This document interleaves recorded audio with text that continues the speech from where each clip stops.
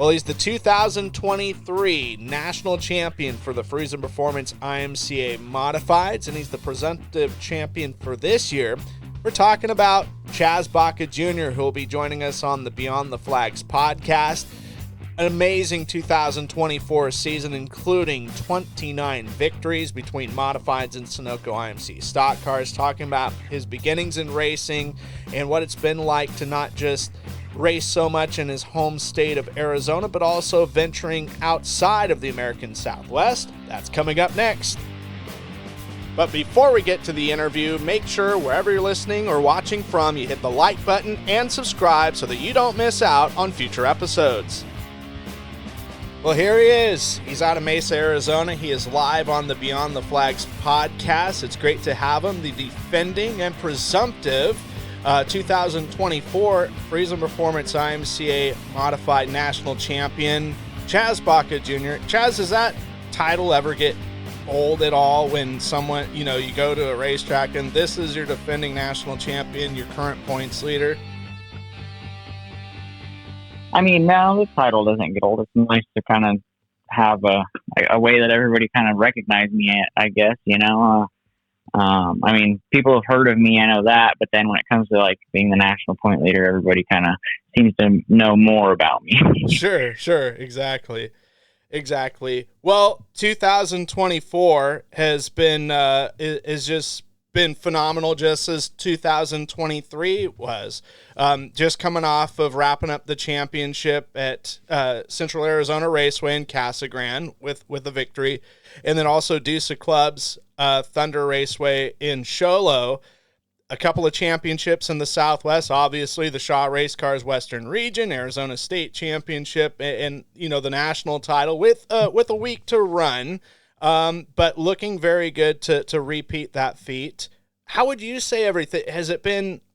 Has it been harder because of pressure of defending the national championship, or does it feel like a lot of relief for this season?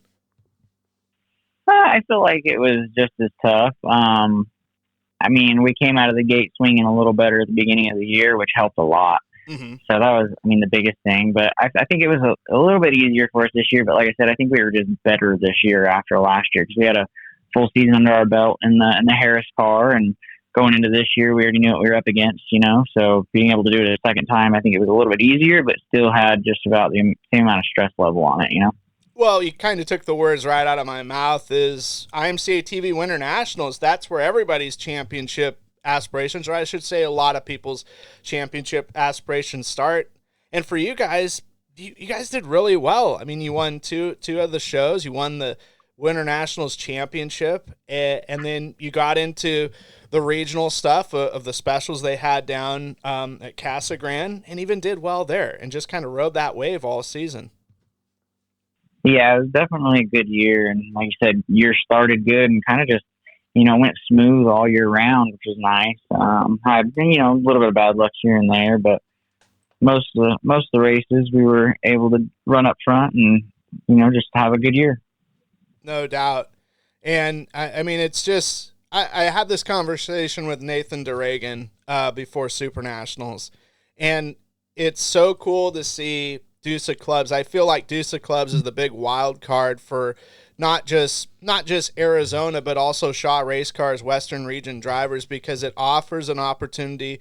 You could race Cocopah, you can run Mojave Valley if you want to up by Vegas and Bullhead City, but you can also run Casa Grande. Those are predominantly winter tracks. They have a long summer break, but then you throw Deuce of Clubs in, and you're almost racing in your own state of Arizona all year long. Yeah, it's been nice having 4 tracks out here. I mean, it definitely helps us. If we didn't have all 4 of them, we wouldn't have been able to make it happen. Before Deuce of Clubs opened up for like summertime racing, we were, for 4 or 5 months in the middle of the year, we were having to shoot around California, Nevada, kind of all the surrounding states just to get some sort of racing in. And even then it wasn't nearly as much. And then, you're spending all the money traveling and everything else. So it made it even harder. So yeah, it's definitely been nice having a track to go to during the summer. It's just looking at your rap sheet of championships that you've won at. It's so incredible to see that obviously Cocopah, you've just been so good there, winning championships from 2000 to 2023. Deuce of Clubs opening, that would have been last year, and, going back to back, obviously for the modifieds. But then you throw in like Central Arizona Raceway, multi-time champion there. But then, unfortunately, some places that aren't around anymore, Canyon and Arizona Speedway. Wherever you go, you've seemed to have success in the long run. Yeah, just seat time takes time to figure out racetracks, and that's what makes it tough. Like going to places like Super Nationals, we don't run back there all year, and then here we are showing up to Boone, where a bunch of them guys run there weekly. So it makes it really hard just to show up and do good, which also gives us an advantage when it comes to like Winter Nationals. Cocopa is one of my home tracks, so when I show up there, I pretty much have it well figured out, where a lot of guys are showing up and they're having to, create a notebook right away. So it's definitely one of those things where just the more laps you have somewhere, the better off you're going to be. And the amount of racing we do, it definitely helps us get the experience to be good kind of everywhere we go. Well, you talked about traveling around and having to go to some different states, and in particular 2021, and of course 2020 in the COVID year, but 2021 winning the Wild West Tour, which that took you all around the Shaw Race Cars Western region at a lot of different states, and I'm sure seeing some new places for the first time, but ultimately helped you with rounding your craft, so to speak. Oh yeah, for sure. I mean, any new racetrack you go to, and you race against not only a new racetrack but new competition, different drivers. Just everything's different about going somewhere else, and you learn a lot of new things. You stay in one place and only race the same racetrack, you're not going to know nearly as much. So it definitely helped being able to go hit a bunch of different racetracks throughout the summer that year. And even that year, we also, not only did we run around the West Coast, but we did a little bit of traveling throughout the summer up in, like Minnesota and Iowa and stuff. So, and even the Dakotas. So it's good experience to be able to get out there and hit a bunch of new racetracks and race against different people and learn new things. I know that this year, the Dakota Classic Modified Tour, that was my first time there, and I was just blown away with, you watch it on IMCA TV, and the racing's great and stuff, but you see these places in physical person that, like, holy smokes, some of these tracks, these are massive, or just the way some of the tracks race, it's like, this is incredible, of a track that looks like a half mile, but it races like a quarter mile. Yeah, for sure. I mean, that's the thing, is just all the different tracks are different. They all race different. You like you said, you can have a big track that races small. You can have a small track that races big. It's just all of them have their own unique way of doing what they do. And, most of the tracks, the dirt is different, and then the banking's different, and the side, everything's different. So they all have their own unique ways. And that definitely teaches the driver a lot when you can, go and learn at each and every one of them and be able to do good at all of them. Yeah. And then you throw in the factor that, you have some guys that are just stellar at those certain joints, and that adds a different level of difficulty to it all. Yeah, for sure. I mean, you show up to somebody's home track and they're going to have it dialed in, and that makes it way harder for you, because if you've never been there before, obviously you're not even going to be close. So you get to making a notebook right away and going against a guy that's a seasoned vet at that track, so makes it tough for sure. The thing with the Dakota Tour that threw me off the most, and hopefully in years forward it won't be as a throw off for me, was the time change. The way it worked out, every other racetrack we were at was in a different time zone. So by Thursday night, I had no idea what time zone I was in. I had no idea what time it was, even what day it was by Thursday too. Yeah, that throws it all off too. That throws off sleep schedules too. You race late into the night one night and then lose an hour the next day, and then it gives you even less time to sleep and prepare for the following race. So, that definitely adds into the stresses of doing something like that for sure. Well, talking about you, where did racing start with you? And obviously from the Phoenix area, Mesa, a hotbed for a lot of drivers, not just for modifieds, but other forms of racing. Where were some of the first races that you recall going to? So I actually was kind of just born into racing. My dad used to race, and when I was born, he was actually flagging out at Canyon Raceway at the time.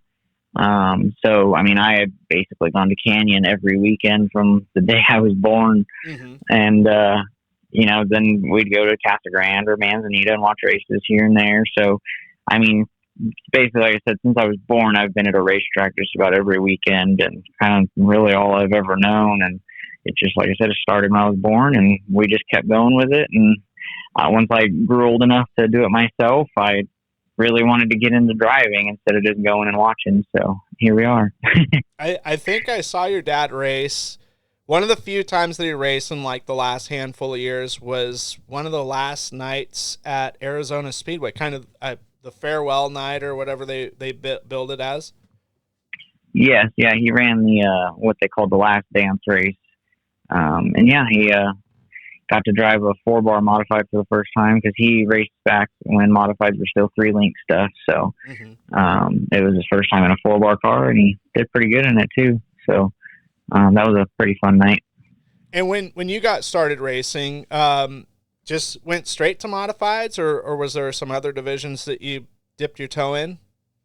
I started go-karts at 9, and then from go-karts we moved up into mod lights, and then kind of started dipping into a little bit of everything that we could kind of get our hands on. So if somebody had a bomber laying around, we'd go run a bomber just to get the big car experience, and then started getting into like somewhat of like a stock car, which is called a pure stock out here at the time, and just kind of started jumping into different classes. And then after a few years running the mod light full time, we got into the modified stuff. Well, and you still race quite a bit with stock cars. You won a handful of times this year, and you raced for, let's see, was it Mitchell Ferguson, right, at Speedway Motors IMCA Super Nationals fueled by Casey's? Yes, I did. Yeah, I raced for Mitchell Ferguson, and had some fun. Got to do some stock carring out of state. We actually have won the last 2 years in a row the track championship at Dusa Clubs as well in Sholo with the stock car. So okay, and having some fun. Last year we won with the Robert Workmeister owned double deuce car, but then this year we ran a mixture of cars because not every week I was in the same car because the double deuce wasn't ready or sure, whatever may have been going on. So I was in like 3 different cars to make it happen this year. Well, and big weekend for Mitch last weekend at Casa Grande. He won the track championship. Yeah, really cool to see. I mean, this was his first full season racing the stock car. So, rookie year, and got himself a track championship. So it was pretty cool to be a part of that and help him out. Yeah, he seems to be a real cool guy. I got to meet him at the showdown last November, and we actually interviewed his kid, who seemed like he was the shot caller, and sounded like if Dad wasn't going to get up on the wheel, he was going to unbolt his seat and throw it at him. So. Yeah, his kid's a little spitfire, that's for sure. He actually just started racing mini dwarfs this year, so okay. He's 6 years old and starting to get his little career going. So we'll see where it takes him. Are you looking to find that adrenaline rush, but you can't because you're not at the racetrack? Well, check out the IMCA TV Replay subscription library to have access to thousands of hours of racing for just $24.99 a month. Relive all the moments of the Speedway Motors IMCA Super Nationals fueled by Casey's at Boone Speedway, the Harris Clash at Deer Creek Speedway in Spring Valley, Minnesota, the IMCA TV Winter Nationals at Cocopah Speedway in Somerton, Arizona, Florida's Clash on the Coast, and dozens of Speedway Motors IMCA weekly racing program racetracks from across the nation, as well as the IMCA TV Dirtcast podcast. Plus, 25% of that $24.99 monthly fee goes towards the Drivers Point Fund and is a great way to help out your local racers. In 2023, over $97,000 was paid out to IMCA drivers directly at over 50 racetracks across the country. Please note that live broadcasts are not part of the replay subscription. That's IMCA TV. IMCA TV, where America comes to watch racing. So 75 junior, obviously the junior, that's pretty self-explanatory why you run that a part of your number. But 75, was that Dad's number? Or was there a reason that was selected? Yeah, that was Dad's number. So just took Dad's number and added a JR to make it my own. Is there any reason he picked 75, or is that just shrouded in mystery? Well, he's actually right here. You want me to have him tell you why? There we go. Yeah, I'm phoning a friend. Yep, I'll phone a friend to him. He's right here. Here he is. Okay. How's it going? Hey, so we're trying to figure out number 75. Where did that come from? That came from when I first started my racing career when I was 15. Me and a high school buddy, we ran bombers at Beacon Hill Speedway in Pueblo, Colorado. And there's a little quarter-mile asphalt track. And it was the rules were you had to have a passenger. So basically, we shared the ride. And he liked the number 7, and I kind of liked the number 5, and we just let's just do 75. So, and it's stuck with me since. Well, Chaz, that's a great story that your dad said about how that number came about, and you're able to continue that legacy and make it a family deal. Yeah, it was good. And my mom, I mean, she got in the car for a little bit, but she didn't really do any racing. She just did some practicing and stuff like that. And then my sister, she got into it for a little bit, but then she ended up putting the car on a practice night, put the car head on in the wall, and it scared her, and she didn't want to get in it no more after that. So we kind of all did it for a little bit at some point. Sure, yes.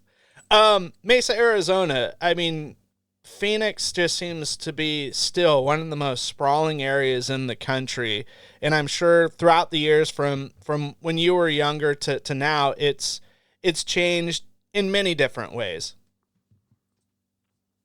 Yeah, for sure. I mean, it's gotten so much bigger here, and I don't know. It's almost like it's taking racing away, though, because it's so big city now, and nobody's really interested in going out to a dirt track. They'd rather go to like Top Golf or some entertainment facility instead, because we got so many of them now. Yeah. I mean, unfortunately, it kind of started with, Manzanita, and then unfortunately Canyon, and then Arizona ET. It's just obviously nature of the beast, but it's unfortunate that it has to happen at all. Yeah. I mean, luckily that we've had a couple still get reopened back up or whatever, and like I said, I have at least 4 tracks still going right now in Arizona, so that we can at least do some racing. So, and it's not like it's just dirt here. I mean, we have like Tucson Speedway, the asphalt track is still open, and there's an asphalt track in Havasu. So there's still some racing around in Arizona, but getting thinner for sure. Yeah, and Canyon's done, right? Like there's no hope for that, or is there maybe talk of something getting put together? You said Canyon? Yeah, in Peoria. Yeah, I haven't heard anything. No, it's pretty much a done deal at this point. It just sits out there and rots, I guess. Yeah, that's one of the only. I haven't been to Sholo, haven't went to Mojave, but that's of the main tracks. I've never been to that one. Obviously Cocopah, been there a lot. Casa Grande went last year. I've been to the track that they had in Tucson. I wish that one was kind of up and going too. That's one to the list also. But yeah, hopefully there's something in the works where maybe, never say never, right? Yeah, exactly. No, yeah, the Tucson one is sad for sure. They leveled it. That place is gone, so it won't get reopened. Man, the thing I loved about that, that really I loved a lot of things about it. From their sky suites to just the size and the way that it would. I was only there once when it was a day race, and it was probably the best day race I ever saw. And I was like, why did I make the 23-hour journey here? Like, this isn't going to be that great. But it was a good show. But like the way the pits were just paved and K-railed off, it just was so nice and neat. Yeah, yeah, it was definitely a different facility, that's for sure. It definitely enjoyed going there. I was always good at that place too, so I was always happy to go to that one.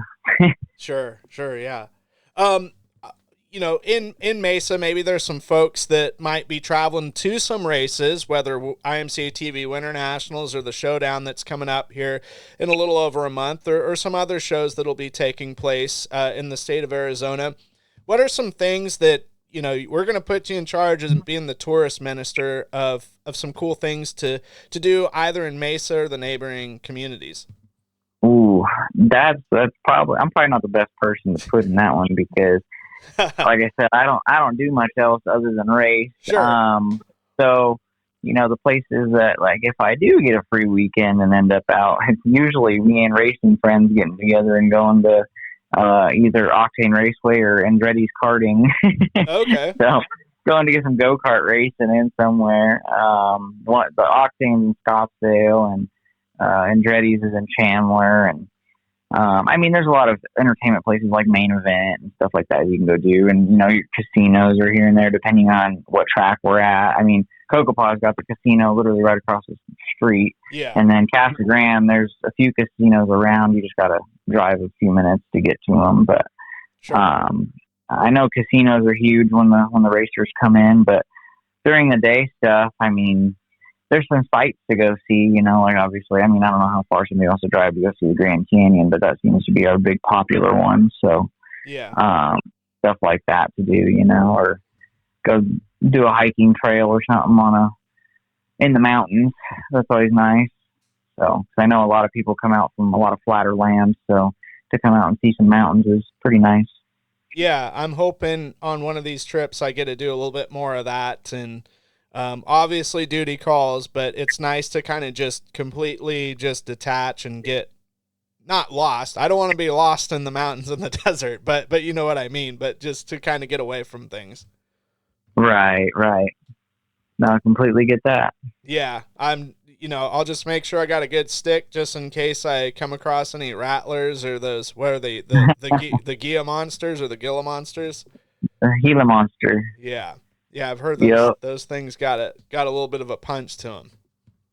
Yep. Yeah, we have a lot of fun little creatures around here. You just got to stay clear of them. You'll be all right. Yeah, exactly. Well, awesome. Well, it's been great hearing your story and hearing everything. Folks that want to help you directly and support your racing program, currently right now, is there a way folks can follow along on social media or maybe buy some apparel, some t-shirts or sweatshirts? Yeah, so social media, I post all my racing stuff on Chaz Baca Racing, at the page, and then on Facebook and my Instagram. I don't use very much, but you could always follow me there too. It's just search Chaz Baca and it'll come up. I think it's like Steve Baca 75 JR is what I've got that as. Other than that, I have a website, chazbaca.com, that I have apparel on. I need to get some more updated and get on there, that's for sure, but there is still some apparel left. And also, they could always I always have apparel available on shorttrackheroes.com as well. It's shorttrackheroes.com/Chaz Baca. There's some more apparel on there as well, but my website will get you to that point as well if wanting that apparel too. So Nice. Multiple different ways to do it. And I know that you guys got some special ones on there with your 2023 national championship. Like it's a special design and everything that looks really cool.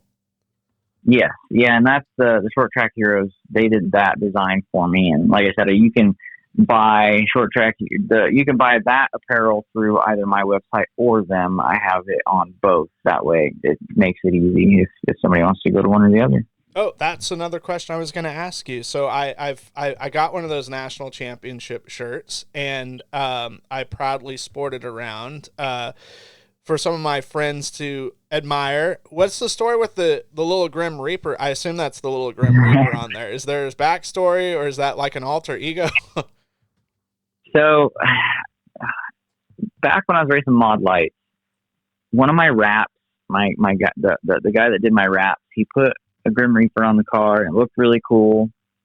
And we ran that wrap for a year or whatever, but I was like 14 or 15 at the time. So after that wrap, we're like, this Grim Reaper, it was like a big scary one. I was like, this Grim Reaper just doesn't fit my complexion because, like, as a kid, I'm like, sure, a lot of little kids come up to me and start talking to me and whatever when I was younger, and I mean even now, but kids would always come up. So I'm like, kind of to have a scary Reaper on the car is kind of whatever. So we started doing some searching, and if you look in my number now, the number on the car has the little Grim Reaper in it. So the one on my national championship shirt is not necessarily matching the one that's on the car. But my last set of apparel before that had the actual one that I use on the back of the shirt. But he came about because we went searching and found like a little cartoon looking Reaper. So it's not like scary, it's just, sure, it's a Reaper. It looks cool, but it's not that. And then, I don't know, after a couple years of having it on the car, I was like, you know what? It's like, I don't want it to go away, but it was kind of taking up space for, room for sponsors and stuff like that. So I was like, you know what? Let's put it in the number and just make it like a forever thing. I thought it would be cool just to have this little tiny Grim Reaper there forever. And then, it also made it nice too, because like I said, my rap guy was the one that got it for me and got the whole idea started. And he actually passed away a few years ago. So it's kind of one of those things that, like, I'll always have that kind of remember, my original rap guy that helped me a ton to start out with. And so, just one of those things that'll kind of probably always be there. Yeah. Super cool story. I noticed it's kind of like a more cartoonish toned down version on the shirt. Like, it's like Miguel from Coco or something. If he trying to sneak into the underworld again. Yeah. Yep. Yeah. And he's just in the bottom corner of my number, and that's where he stays. Sweet. People that you want to thank, obviously you thanked your parents and stuff, or talked about your parents a lot, and you're more than welcome to thank them again. And I know that you've got a great group of sponsors, because in order to win just even a local championship, let alone a national, regional, and state title, it takes a lot of money, time, effort, energy, blood, sweat, and tears to make things go around so that you can compete for something like that. Yeah, I mean, there's so many people that help me out. I mean, even just family, friends, just everybody that's around me. And then, my list of sponsors for sure. Human Insurance, Integrity Drilling Services, Hatch Toyota, Kyler Pella Motorsports, Moss Mods and Rods, IDT Landscaping, Schaefer's Lubricants by Jason Babiak, Slick Stick Shocks, Swift Springs, CPT Manufacturing, Dirt Stars Racing Products, Trail Transmission, Bacca's Customs, Steve Duffy Real Estate, Kevin Race Gear, Torco Race Fuels, Superior Fuel Cells, High Country Auto Glass, Karina Hilton with Home Smart, Hooch's Bar, Roof Works, Arizona Differential, Scottsdale Muffler, Bassett Race Wheels, Fast Shafts, DRD Graphics, and of course Harris Auto Racing. Awesome. And something when I did the interview with Troy Morris III, going back to the Dakota Mod Tour, is that was a roller coaster week for you guys, but it was so cool to see Troy, who was competing with you for a national championship as well. The easiest thing he could have ever did was just, when you were kind of needed some help, be like, man, figure it out on your own. But they lent you a car in one of the last legs of that series, and it was cool just to see the support and able to make that happen so that you were able to finish it out, because no one wants to leave something like that with cards on the table and also with races to run. Oh yeah, no, for sure. They're great people. They even let me a ride earlier this year too. And that, it was I wanted to go do it for experience, and we were able to get, into that deal. And Troy offered me to run one of the cars, and it was really cool of them. And, ever since then, they've been really good to me. And we really just started finally hanging out beginning of this year. And then it's like, we've just become really, really close friends throughout the year. And they're incredible people. They really are. Well, it's been great to chat with you, Chaz. It always is. And look forward to seeing you here in a little bit over a month at the showdown in Casa Grande. And I hope the rest of the season goes well for you. Obviously, things go safely, but also successfully. Thank you. I appreciate that. It was nice talking to you as well, and thanks for including me on your podcast here. Well, race fans, that does it for this interview. We hope you enjoyed it, and we hope that you continue to enjoy these upcoming interviews. We appreciate it if you would like and subscribe wherever you're listening, whether it's on Spotify, iTunes, YouTube, wherever it's at. Give us a like and give us a subscription so that we can deliver more of these great interviews to you for your listening pleasure. In the meantime, wherever we're at, wherever you're listening, we hope you have a great rest of your day and a pleasant evening, and we will see you soon here at Highside Racing Promotions.